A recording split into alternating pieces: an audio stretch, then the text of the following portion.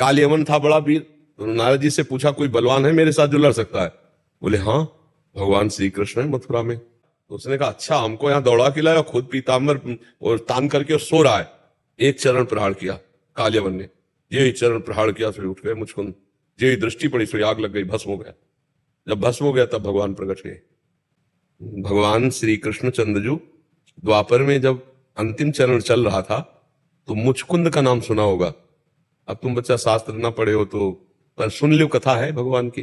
तो वो इतने बलवान थे मुचकुंद नाम के राजा कि देवराज इंद्र ने उनको दैत्यों से संग्राम के लिए अपनी सेना में लिया। तो उन्होंने बहुत बलपूर्वक दैत्यों को परास्त किया। जब देवराज इंद्र की विजय हुई तो उन्होंने कहा कि आप जो कुछ मांग लो मैं दे दूंगा। उनका इस समय में थका हुआ हूं, कुछ नहीं चाहिए, मुझे नींद चाहिए। तो गुफा में जाकर के लेट गए। तो देवराज इंद्र ने आशीष दिया था, वरदान, कि अगर तुम्हें कोई जगा देगा तो तुम्हारी दृष्टि पड़ते ही भस्म हो जाएगा। तो भगवान जब मथुरा में थे ना, तो ये जरासंध कई बार आक्रमण किया, बहुत बड़ी अक्षौणी सेना लेकर के कई बार। भगवान बलराम जी हर सेना को नाश करके उसको जब मारने को होते तो भगवान श्री कृष्ण से छुड़वा देते। तो एक बार नारद जी ने, कालियवन था बड़ा वीर, तो नारद जी से पूछा कोई बलवान है मेरे साथ जो लड़ सकता है? बोले हाँ, भगवान श्री कृष्ण है मथुरा में, आपसे लड़ सकते हैं। तो इधर जो है कालियवन कई लाख मलेच्छों की सेना लेकर भगवान पर आक्रमण किया, उधर तैयारी जरासंध कर रहा था। तो भगवान ने सोचा कि इसका उद्धार मुचकुंद से करवावे चल करके, क्योंकि इधर हम लड़ने में लगेंगे तो उधर वो आक्रमण करके पूरी मथुरा को घेर लेगा। तो भगवान का वो इंतजार नगर के बाहर ललकार रहा था कालियवन। तो देखा पीताम्बर धारण किए हुए भगवान ने प्रसन्न। तो वो समझा आकर के हमसे बात करेंगे, भाग पड़े भगवान, लड़ छोड़। भगवान तरी से लड़ पड़ा। और उनकी लीला थी, वो पीछे दौड़ा कि अरे श्री कृष्ण तुम्हारी इतनी महिमा है और तुम हमारे योद्धा, हमारे जैसे योद्धा को पाकर युद्ध ना करके पीठ दिखा के भाग रहे हो, रुक जाओ। भगवान भागे चले जा रहे।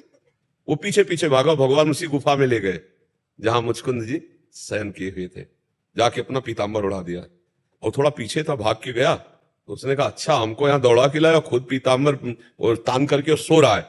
एक चरण प्रहार किया कालियवन ने, ये चरण प्रहार किया, फिर उठ गए मुचकुंद। ये दृष्टि पड़ी, फिर आग लग गई, भस्म हो गया। जब भस्म हो गया तब भगवान प्रकट हुए। भगवान को देखकर बहुत आनंद मगन हुए, बड़ी स्तुति की, वंदना की। कहा प्रभु ये कौन था जो भस्म हो गया? तो बताया कालियवन था।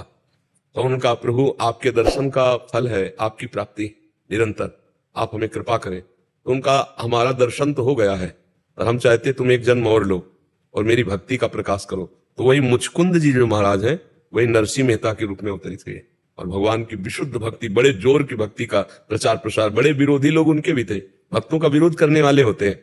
वो जो शुद्ध भक्ति नहीं होती, उनके हृदय में जलन होती, तो अब भक्तों की वो निंदा करने लगते हैं, भक्तों को गिराने की चेष्टा करते हैं, भक्तों को मारने की चेष्टा करते हैं। ये भगवान की लीला है। तो महापुरुषों को जानने के लिए जब तक हम महापुरुषों का संग नहीं करेंगे, भजन नहीं करेंगे, तब तक हमें दोष दर्शन हो जाएगा। जैसे आपको होगा कि नरसिंह मेहता को माया, नहीं नहीं नहीं, एकदम गोविंद के अनन्य थे, एकदम गोविंद के अनन्य।